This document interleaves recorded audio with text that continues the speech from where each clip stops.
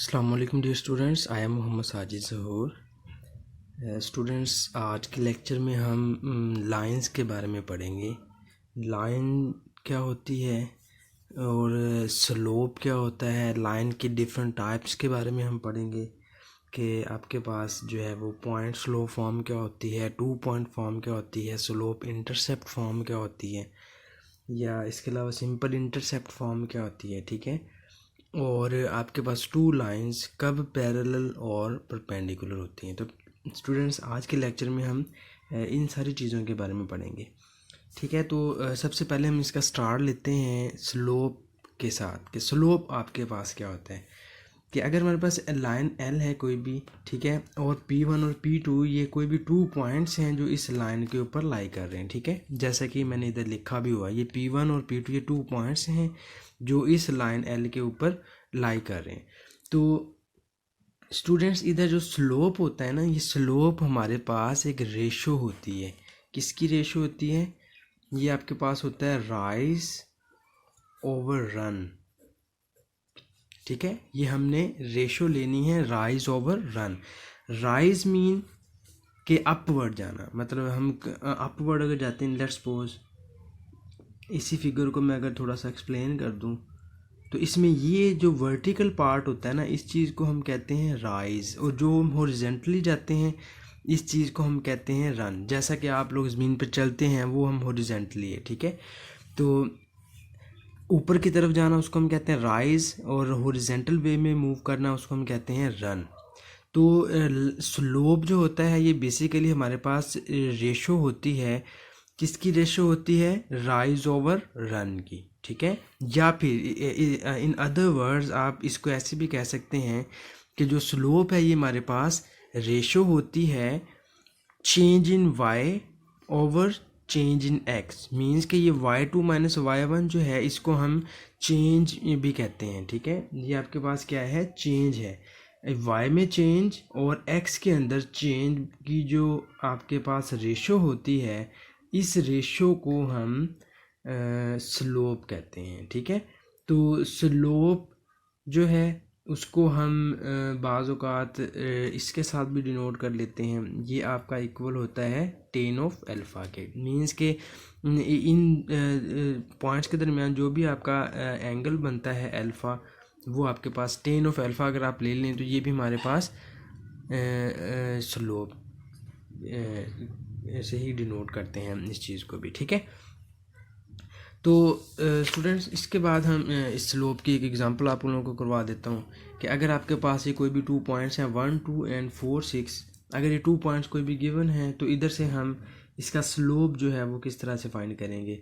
तो student, simply आपके पास स्लोप का ये फॉर्मूला आपके सामने ये मैंने लिखा हुआ है, y2 minus y1 mean change in y over change in x, y2 minus y1 over x2 minus x1। इसके अंदर आप ये वाली वैल्यू सब्स्टिट्यूट करेंगे। ये आपके पास है x1 y1, ये है x2 एंड y2। ठीक है, तो y2 minus y1 means 6 minus 2 over 4 minus 1, ये 4 ओवर 3, ये आपके पास इसका स्लोप आ गया है। ठीक है, तो इसके बाद हम स्लोप के साइन के बारे में देख लेते हैं कि स्लोप हमारा कब पॉजिटिव होता है या कब नेगेटिव होता है। ठीक है, तो स्लोप m आपका पॉजिटिव उस वक्त होगा जब हमारी लाइन जो है वो अपवर्ड मूव कर रही हो। ठीक है, अगर आपकी लाइन जो है वो अपवर्ड जा रही है तो देन उस लाइन का स्लोप जो है वो हमारे पास पॉजिटिव होगा। अपवर्ड मीनिंग कि अगर आपके पास y2 जो है वो ग्रेटर देन y1 हो, x2 जो है वो ग्रेटर देन x1 हो। ठीक है, अगर ये वाली कंडीशन आपके पास होल्ड करे, ये कंडीशन आपकी बेसिकली इसी चीज़ को डिनोट कर रही है कि आपकी लाइन जो है वो अपवर्ड मूव कर रही है।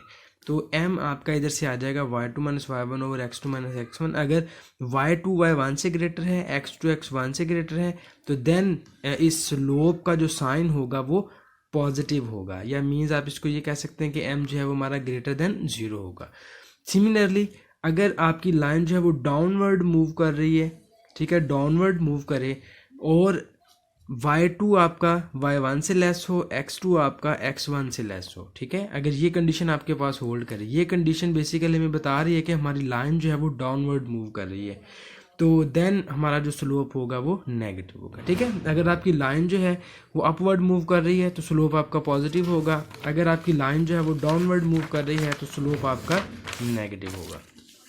इसके बाद कि आपकी लाइन, अगर हमारे पास जो लाइन है वो हॉरिजॉन्टल लाइन है तो देन इसका स्लोप जो है वो ज़ीरो होगा। ठीक है, मींस के हॉरिजॉन्टल लाइन का स्लोप जो है वो हमारे पास सिंपली ज़ीरो के इक्वल होता है। कि आप इसको ऐसे कर लें कि ये हमारे पास एक्स वाई प्लेन है, मैं इसके अंदर कोई भी 2 पॉइंट ले लेता हूँ। ठीक है, इधर मैंने पॉइंट ले लिया, एक पॉइंट मैंने इधर ले लिया, ये इधर आपका पॉइंट होगा -1 और 2 कह लें आप, और इधर आपका पॉइंट होगा ये लाइन है, इधर आप कोई भी पॉइंट ले लें। ठीक है, ये आ जाएगा आपके पास 1 और 2।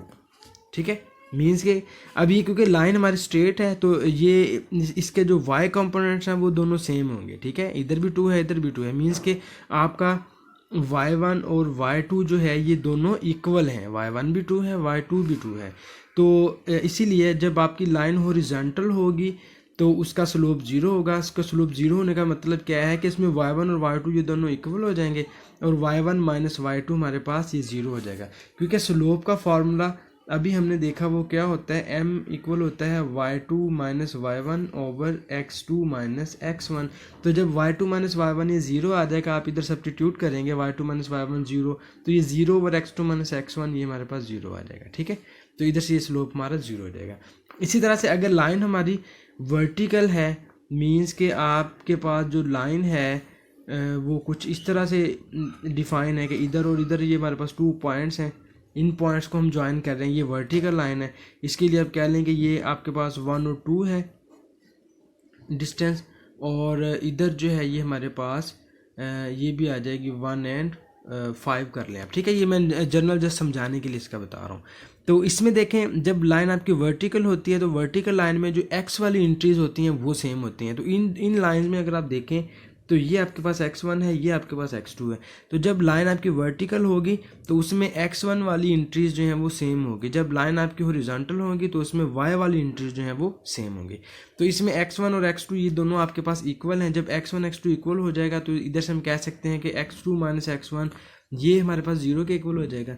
और हमारे पास फॉर्मूला था x2 माइनस ये m स्लोप का जो formula y2 minus y1 over x2 minus x1, इसके अंदर जब आप ये वैल्यू सब्स्टिट्यूट करेंगे तो y2 माइनस y1 ओवर 0, तो समथिंग ओवर 0 जो है ये हमारे पास अनडिफाइंड होता है। ठीक है, तो जब आपकी लाइन वर्टिकल होगी तो देन उसका स्लोप जो है वो अनडिफाइंड होता है और इसको हम m is equal to infinity लिखते हैं। जब लाइन हॉरिजॉन्टल होगी तो उसका स्लोप जो है वो 0 होगा, इसको हम m इज इक्वल टू 0 लिखते हैं। ठीक है स्टूडेंट्स, इसके बाद हम ये कुछ टाइप्स हैं लाइन की, उनके बारे में देख लेते हैं। पॉइंट स्लो फॉर्म, जैसा कि आपको इसके नेम से ही पता चल रहा है कि ये हमारे पास एक ऐसी इक्वेशन ऑफ लाइन होगी जिसमें एक पॉइंट होगा और एक स्लोप होगा। ठीक है, एक पॉइंट और एक स्लोप हमारे पास दिया जाएगा, तो इधर से आप जो इक्वेशन ऑफ लाइन बनाएंगे वो इक्वेशन ऑफ लाइन हमारे पास पॉइंट स्लोप फॉर्म कहलाएगी। इस पॉइंट स्लोप फॉर्म को हम इस लाइन के साथ हम डिनोट करते हैं, या जर्नल जो फॉर्म है ना पॉइंट स्लोप फॉर्म की वो ये होती है y minus y1 is equal to m into x minus x1। तो स्टूडेंट्स सिंपली आपने अब जब भी आपको कोई क्वेश्चन दिया जाए जिसमें आपसे कहा जाए कि आपने पॉइंट स्लोप फॉर्म फाइंड करनी है, तो उसके लिए आपने इस चीज़ को माइंड में रखना है। इसको माइंड में रख के आपके पास जो भी गिवन पॉइंट्स होंगे या जो स्लोप आपके पास एक पॉइंट और स्लोप दिया गया होगा उसको आपने इसी फॉर्मूले के अंदर सब्स्टिट्यूट करना है और इधर से हमारा वो आंसर आ जाएगा। जैसे एग्जाम्पल मैं आपको बता देता हूँ, अगर आपके पास पॉइंट है ये वाला 2, 5 और स्लोप है 3, तो अगर ये हमें कंडीशन दी जाए कुछ वैल्यूज, तो इसके अकॉर्डिंग हमने पॉइंट स्लोप फॉर्म फाइंड करनी है। तो इसके लिए पॉइंट स्लोप फॉर्म जो है वो यही हमारा फार्मूला होगा y minus y1 is equal to m into x minus x1। हमने जस्ट इसके अंदर वैल्यू सब्स्टिट्यूट कर देनी है। y1 की वैल्यू हमारे पास 5 है, x1 की वैल्यू हमारे पास 2 है, m की वैल्यू 3 है। इसी को आप फर्दर थोड़ा सिंप्लीफाई कर लें इस चीज़ को, तो ये आपके पास इसका आंसर आ जाएगा, पॉइंट स्लोप फॉर्म आ जाएगी। ये आ जाएगा 3x माइनस 6, और इसको आप राइट साइड पे ले जाएं, ये आ जाएगा 3x minus y minus 1 is equal to 0। ठीक है जी, ये हमारे पास इसकी पॉइंट स्लोप फॉर्म बन जाएगी। ठीक है स्टूडेंट्स, इसके बाद हमारे पास है ये 2 पॉइंट फॉर्म तो 2 पॉइंट फॉर्म, इसमें भी अगर आप लोग देखें तो इसके नेम से हमें पता चल रहा है कि इसके अंदर हमारे पास 2 पॉइंट्स होंगे। 2 पॉइंट फॉर्म का मतलब कि हमारे पास 2 पॉइंट दिए जाएंगे, उन 2 पॉइंट्स को लेके हमने इक्वेशन ऑफ लाइन जो है इसकी वो ड्रॉ करनी है। तो equation of non vertical line passing through 2 points, ये P1 और P2, ये हमारे पास मैंने 2 पॉइंट्स ले लिए।